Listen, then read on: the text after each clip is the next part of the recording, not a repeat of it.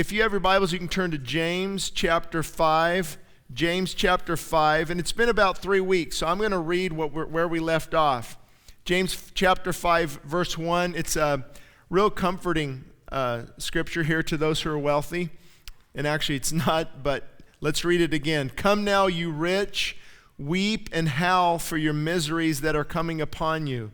Your riches are corrupted, and your garments are moth-eaten. Your gold and silver are corroded, and their corrosion will be a witness against you and will eat your flesh like fire.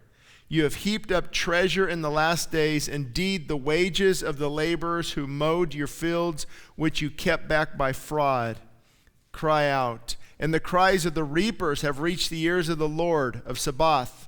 You have lived on the earth in pleasure and luxury. You have fattened your hearts, meaning with pride.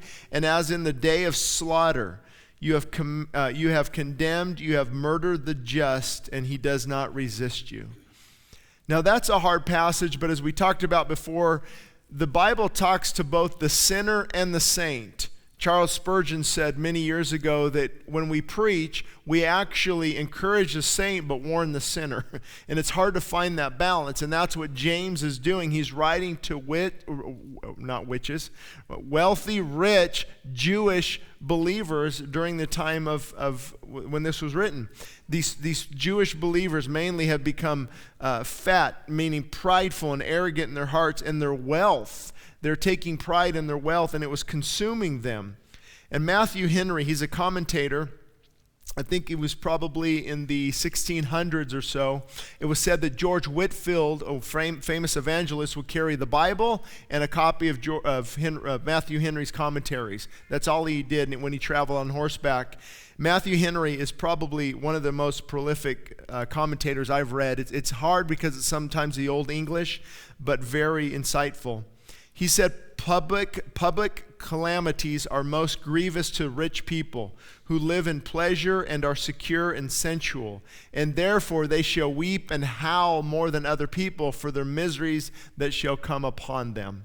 And isn't that true? The richer a person becomes, the more they are not ready for death, the more they're not ready for losing that wealth. The more they gain, it becomes a curse. And that's one thing we have to remember. Wealth and money in and of itself isn't bad. It's the love of money that is bad. And as we begin to build and build and build, if we love it, it becomes idolatry. And then we start to make decisions based on wealth. We put wealth first and money first, and it becomes our God. And that can happen, obviously, to unbelievers. That's a given. But believers can allow money to creep in, and we say, Lord, bless me, give me this job, and finances start coming in. I would say probably more than anything else, I've seen people drift from God either because they became very successful or because they lost a great deal. One or the other. They lose things, they lost their job, they're losing this. God, how could you? And they become bitter at God. And they begin to drift from God. Or wealth comes in. And now they're making a lot of money, and I've got to work, I can't go to church, I can't spend time. They don't need God as much anymore because now they're making a lot of money, and that can pull them away. So it's a hard area because money is needed. Have you discovered that yet? Yeah, and it's okay, I believe. I mean, if you look at Abraham, you look at Job, you look at David, you look at a lot of people that God has blessed, they weren't always poor. God blessed them with prosperity and riches and wealth, not to necessarily hoard, but to be a blessing to others and to give to others. And one good gauge that you can look at is when you look at this aspect of money, how much do you give away? How much do you hoard, or how much do you save, and how much are you freely giving away? I know there's a pastor that's well known. If I said his name, many of you would know him, but I don't want to say it just in case I don't want to endorse him per se. But supposedly he gives back 90% and lives off 10%. He's very wealthy because he's got his best-selling books and doesn't take an income from any other area, but he actually lives on 10% and gives away 90%. To me, that says a lot about the person's character. It says a lot about who he is and what he stands for. And I've watched men, maybe you have as well, throughout my life. A lot of preachers I look up to, Chuck Swindoll, in Texas, and Charles Stanley, of course, John MacArthur, David Jeremiah. A lot of the people we listen to on the radio, I listen to on the radio as well. And I've noticed that a lot of those guys live very humble lives. They've shown pictures, though, for example, of Joel Osteen's house, and that's not very humble house. I think it's 12,000 square feet, and so that's why it gives kind of people a bad name, regardless of what they choose to do with their money. But it will send a certain message. If how we live this lifestyle and we let others know about this great wealth that we may or may not have, it does send a message. So James is writing to rich people, many of them not believers, but also believers, to be careful for this snare. And that's why Jesus said it's easier for a rich man to what? Go through the eye of a needle than for a rich man to enter heaven. So it's easier for a rich man to go through an eye of a needle. I'm sorry, let me back up. Some of you are going, wait a minute, you missed that verse. It's easier for a camel to go through the eye of the needle than for a rich man to enter. So I'm thinking, how is a rich man going to get through the eye of the needle? I'm missing something here.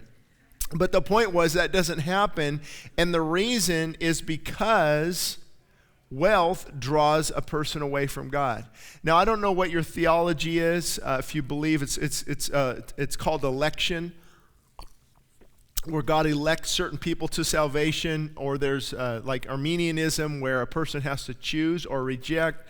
The bottom line is, when I look at that scripture that's hard for a rich man to enter heaven, tells me that something is clouding his decision-making process. Something is prohibiting him from fully repenting. And it's an interesting thing that this area of money, most people you'll see who come to the Lord when things are going are challenging. I haven't seen too many wealthy people when things are going great. You know what? I just might repent today and turn my life over to the Lord. Now, it does happen, I'm sure. I'll get an email on it. And now my cousin Sam, he was a millionaire. Okay, it happens. But the majority, that's why I was telling Craig earlier today, or this evening, that we've had over 80 people come to know the Lord through the hospital homes in 2.5 years. That's more people have come to the Lord than many churches have led to the Lord.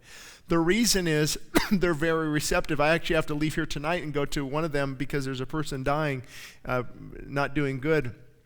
And they're already believers. They just need encouragement. But many times when you go and you tell the gospel, you present the gospel to these people, they're hungry because they've been broken.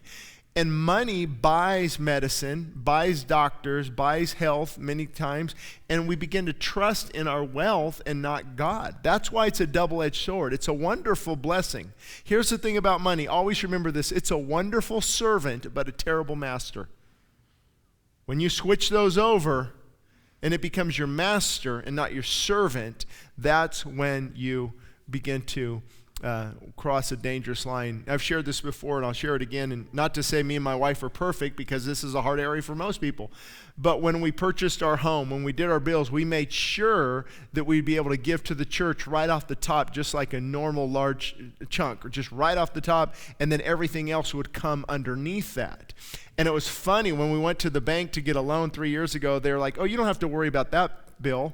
That's not a bill. The bank doesn't look at it as a bill. You can qualify for a house $100,000 more than that. Let me show you some. And we're thinking, well, wait a minute. Well, maybe God's opening this. I mean, if we could barely squeeze here and barely do this, and you know, we're trying to, you know, like, no. You need to live below your means so money doesn't control you and become your master. And it's funny how loan companies will not notice or look at when you give to benevolence or when you give to nonprofits or anything like that. They don't consider that a bill. And having a background in real estate, I saw a lot of people, I would say the majority of buyers, compromise in this area. They would say, you qualify for $300,000. They go, great, let's go find $305,000. Versus, why don't you find a $200,000 and live well below your means and don't let money control you? So money's hard because it comes into play in so many different areas. So make it a servant and never a master. So the title of the message is, what is trying your patience? What is trying your patience? Does anything try your patience, or is it just me? Irritability, long lines, people not getting back to you. Doesn't happen here, but other places. Just things irritate. And James is going to talk about patience. Verse 7, 5 verse 7, therefore be patient, brethren, until the coming of the Lord. Now this is a weird transition to some people. He just slammed these rich people. You have fattened your hearts as in the day of slaughter. You have condemned, you have murdered the just. He does not resist you, meaning the just person does not resist him. Therefore be patient, brethren.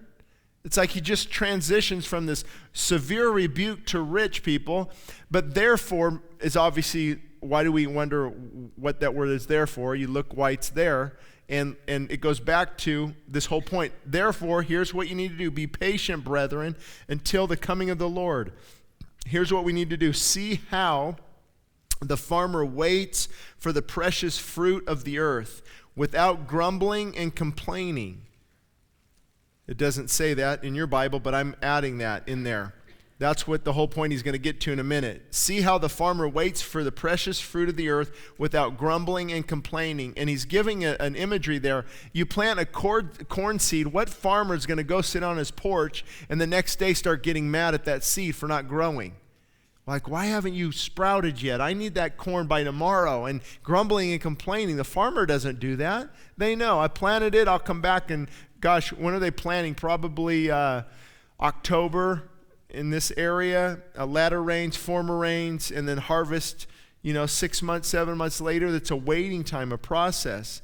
So wait patiently for it until it receives the early and latter rain. So let me read the whole thing. Therefore be patient, brethren, us, until the coming of the Lord. See how the farmer waits for the precious fruit of the earth, waiting patiently for it until it receives the early and the latter rain. You also be patient. Establish your hearts, for the coming of the Lord is at hand. So tying God's timing versus our timing. Timing tries our patience, doesn't it? My timing versus God's timing, we're usually not on the same page. Very rarely are me and God on the same page with timing because we want to move forward quickly. He says, no, patiently wait and wait and wait. Now timing, the early rain, the farmers, if they would plant, say in October, the early rain would be October, November in Israel there, and then the latter rain would be closer to April and May. May flowers, April showers bring May flowers. That's the latter rain. So the farmer waits for the first rain, the water soaked, wet, and then it gets rain again, and then the harvest. So growth is a cycle, as is God's timing. Timing tries our patience because we're in a hurry. But when God grows us or grows a church, it's always in his timing, not ours, or grows you, or grows your character, or grows your children. It's a process that takes time. So be patient in this area. My timing versus God's perfect timing leads to impatience. When I forget that God is in control and I want to do things my way, I get impatient, and it tries my patience. Come on, God, hurry up. We have this picture, I think, of him being in heaven sleeping. Like, wake up, come on, wake up. Let's get this thing going. Let's get moving. But he knows what would happen if that seed started to sprout early on. It wouldn't handle the weight. An apple tree that's just planted can't bear abundant fruit. There's no root system that would hold the tree. It's impossible, so timing is very important. Also, the wrong focus tries our patience. The wrong focus, self-focus, and a hurried focus leads to impatience. So James is saying here, get your focus off of riches, get your focus off of yourself. Don't be in a hurry, be patient, and wait on God till the day of the Lord comes. Also, listening to the wrong voice tries our patience, or it can make us very irritable. Are you listening to the wrong voice? Think about this for a minute. God leads us. God's leading calms our heart, but the devil wants us to rush. God leads, but Satan pushes. God encourages, but Satan discourages. God reassures us, but Satan frightens us. God enlightens us and Satan confuses us. What I mean by enlighten is shows us through his word, shows us through his nature. He makes it clear. He gives us wisdom. But the devil confuses us. God convicts us and Satan condemns us. So that's how you hear two voices. And if you listen to the wrong voice, we become very impatient as well and frustrated. Patience is the result of making wise decisions that correspond with God's word. Disobedience leads to disappointment. So ask, is God truly guiding me before making a very important decision? Furthermore, if you're not in the word will not be in you. One of the best ways to know if God is truly guiding you is to pray, stay, and obey. Stay in his word, obey his principles, and ask for direction. I like what J.I. Packard said here. God is more likely to direct me through wise teaching than through inner voices. Wise teaching through his word. Now, this aspect of stay, pray, and obey, this is how you get through how you work on patience. If I'm waiting for something and God's not moving quickly enough, I stay in his word, obey his principles, and pray for direction. God never gets upset at that. Sometimes I think God gets mad if we begin to obey him and just wait on him. Like, Shane, why aren't you moving quicker? I told you to move quicker. Now, there are times to move quicker. Don't misunderstand. But the majority of the time, our problem is rushing ahead and not waiting on God. So he says, hold on. Stay, pray, and obey. That's what James says. Focus on the end of the age when the Lord is coming again. Establish your hearts. Establish your hearts that we just read. Solid footing. It's like a foundation. So James says, establish your hearts. Build a foundation, a solid foundation on which to build your lives, and the coming of the Lord can occur at any moment. We live in that in the imminence of Christ. We're always waiting for his return. He could return any minute, any week, any month, any year. Depending on what your theology is, most Christians believe that he can return at any moment. So that's what we focus on. See, if you remember Jesus is coming, I'm going to live as if he's coming soon, and I'm going to be patient and wait on God. It will change everything. You're not going to be as frustrated at work because it's God's timing. You're not going to be as frustrated in your marriage because it's God's timing to just grow and develop. You're not going to be as frustrated with your children. That's a hard one. But they're growing just like we were, and we have to be patient in that area. And patient people do not grumble and complain as often. Because James is going to talk right here next about grumbling and complaining. I know it won't apply to anybody in this room, but this is a biggie for most Christians, isn't it? Grumbling. You know what that is? Oh, this cartoon with that little dog. That's all. It's walking and can't church and just grumbling and complaining about everything. That is not a good quality of somebody who is filled with the Spirit of God. So verse 9, once he says, be patient, establish your hearts, trust in God. Jesus is coming again. Verse 9, therefore do not grumble against one another, brethren, lest you be condemned. Behold, the judge is standing at the door. My brethren, take the prophets who spoke in the name of the Lord as an example of suffering and patience. Indeed, we count them blessed who endure. You have heard of the perseverance of Job and seen the end intended by the Lord, that the Lord is very compassionate and merciful. So the whole point of this is do not grumble and complain against each other. We can put people down. See, you can murder with your mouth.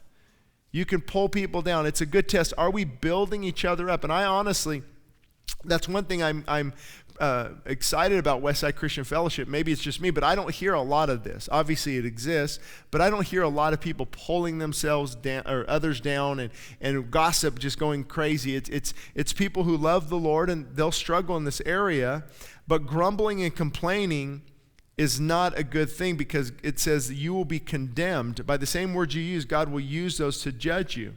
The judge is standing at the door.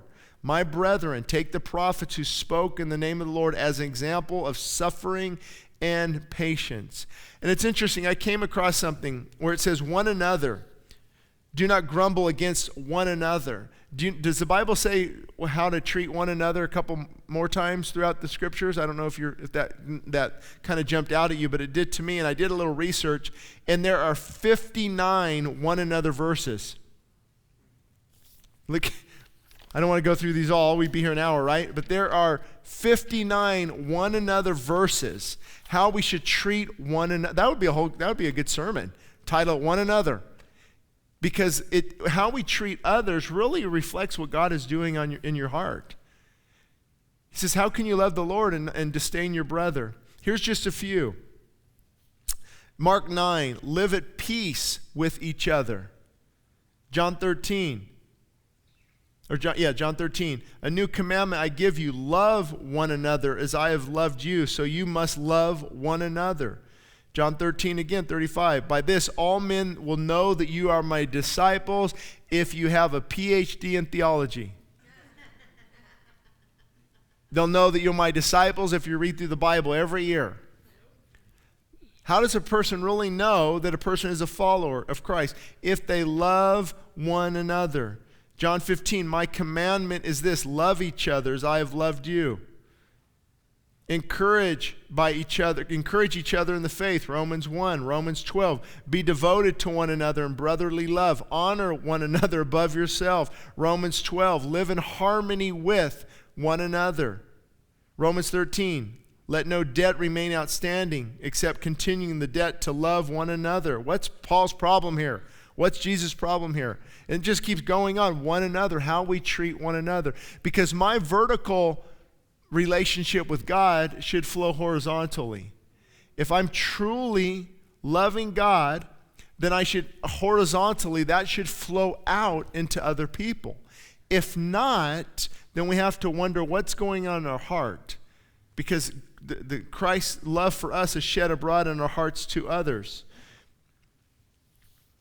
Let me just, a few more that stood out. Colossians 3:16, let the word of Christ dwell in you richly as you teach and admonish one another with all wisdom, as you sing psalms and hymns and spiritual songs with gratitude. 1 Thessalonians, therefore encourage each other with these words. And it just goes on and on. Encourage, embrace, take care of, watch out for. So there's so many different things that the Bible talks about how we should treat others and how that filters into our own lives. And that, as we all know, God is not happy when we pull others down. What comes out of our mouth? Do we hurt? Do we harm? Do we encourage? Do we build others up? This is the best way to stop grumbling and complaining immediately, is we stop hurting others. We stop shooting them. And we basically shooting them with our words. We're putting them down. We're hurting them. And then he talks about the endurance of Job. Endurance is a wonderful quality, going through a difficult season with integrity and not giving up. That's what endurance means. Endurance is a wonderful quality. Here's why the Bible tells us to endure. What's the opposite of enduring? If I don't endure, I quit. So I either have to endure in the faith or I quit, I give up. And God says endure, the definition of endurance, going through a difficult season with integrity and not giving up. Endurance always has to do with a difficult thing. If it's not difficult, it wouldn't be called endurance. It would be called just going through life. This is easy. This isn't challenging. But when it gets challenging, that's when endurance kicks in. So as a believer, the one thing a lot of churches haven't taught, I think, in the past, and it's really dumbed down a lot of discipleship and different things, is the Bible calls us to persevere, to be self-disciplined, to be men and women of integrity, to fight the good fight. We see these words that are challenging, they're hard. Who wants to persevere? Who wants to pick up their cross and follow Jesus? But that's what discipleship is. It's dying to self. And then verse 12, but above all, my brethren, do not swear, either by heaven or by earth or with any other oath, but let your yes be yes and your no be no, unless you fall into judgment. Now, this is interesting. Do not swear, because when I read that, what are you thinking of? Cuss words. Now, it does mean that, but a couple different things. What it could mean as well, do not make a solemn declaration while appealing to God for the truth of what is affirmed. In other words, when they say, I swear to God that I will do that and I will fix your car, and I swear to God, and you pull down God to validate what you're saying. He's saying, don't do that, just say yes or no.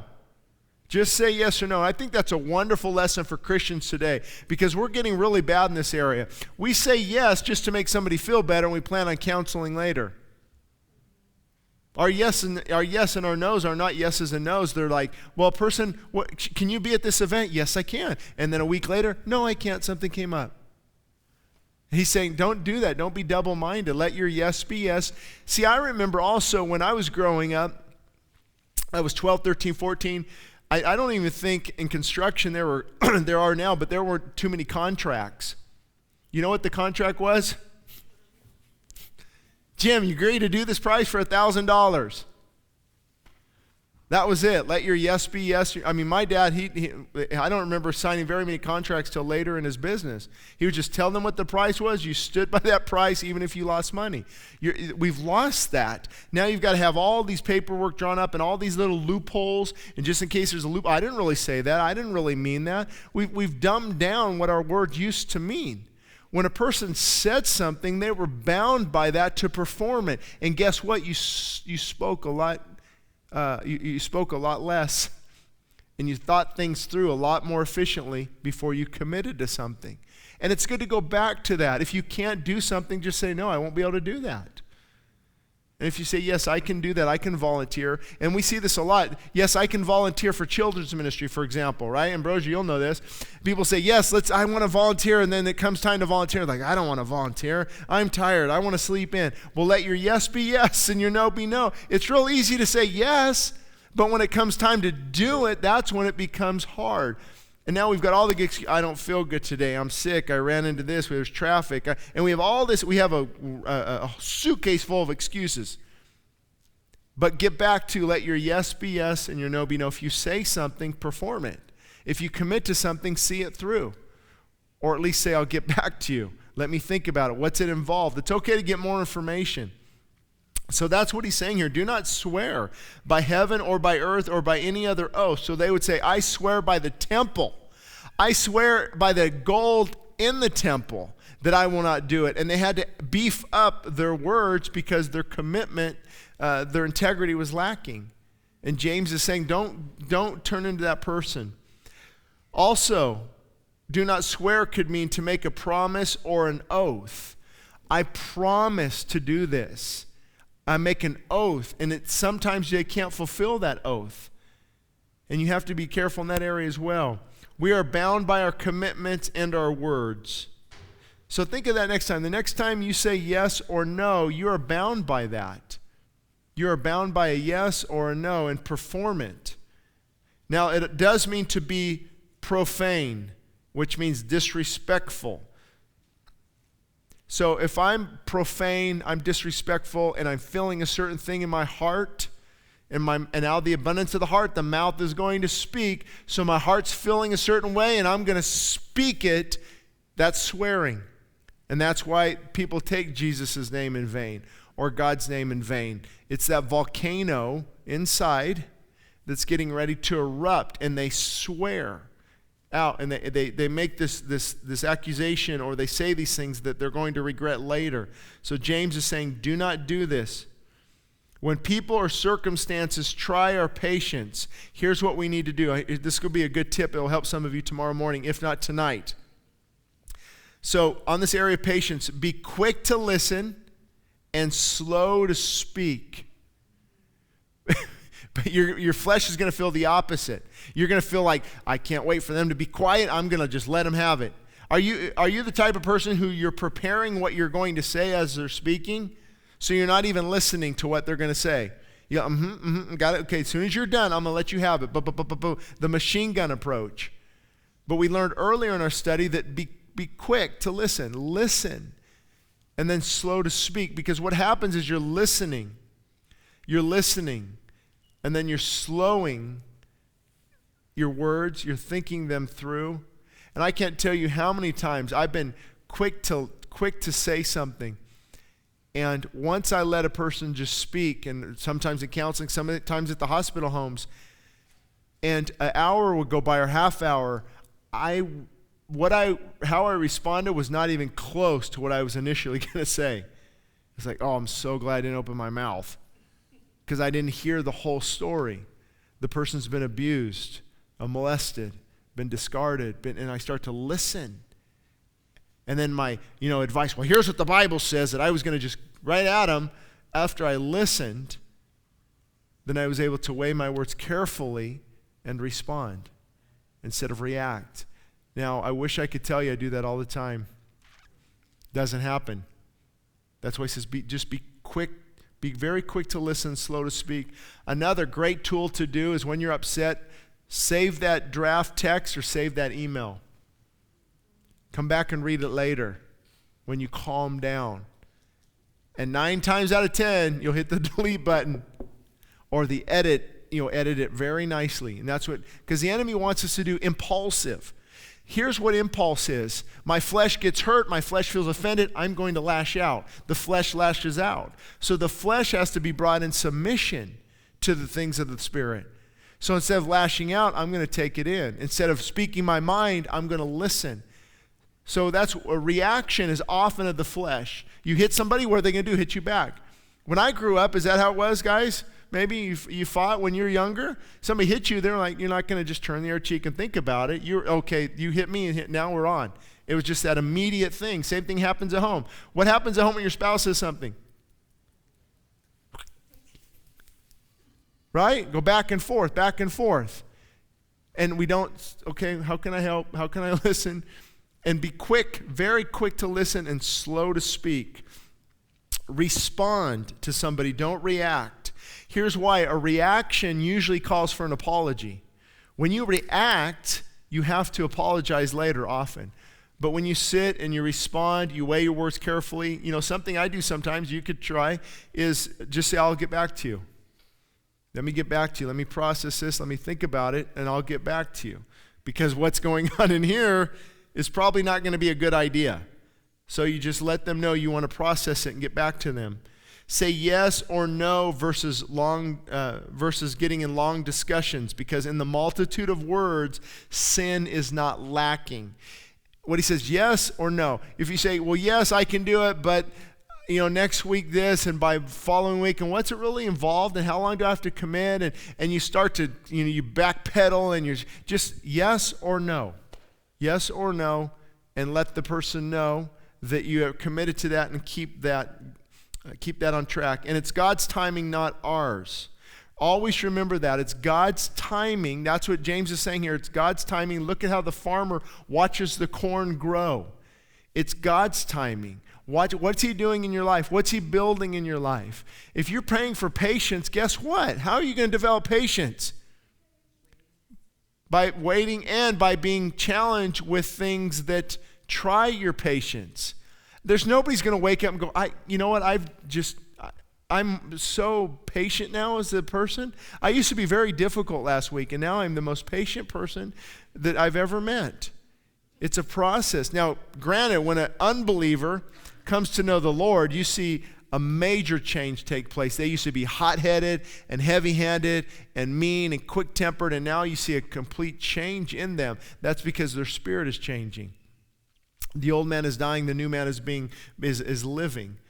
So I just want to encourage you in this area of patiently waiting on God, because we want things quickly. We're used to microwaves. We're used to things being done quickly. And that's why a farmer can appreciate it. Even growing up, I've shared with some of you, my dad came from the farms of Oklahoma. And they were patient people. They would sit on the patio, and it took a while to make ice cream. Remember that thing? Put a little salt in there and cream, and you start stirring it for a while out on the patio. Let's just talk for a while. Like, no, I want to stop by the dairy and get some dryers. I'm ready now.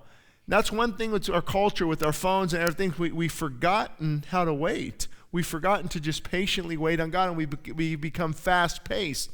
And as you know, what happens to a NASCAR car often? It has to be repaired.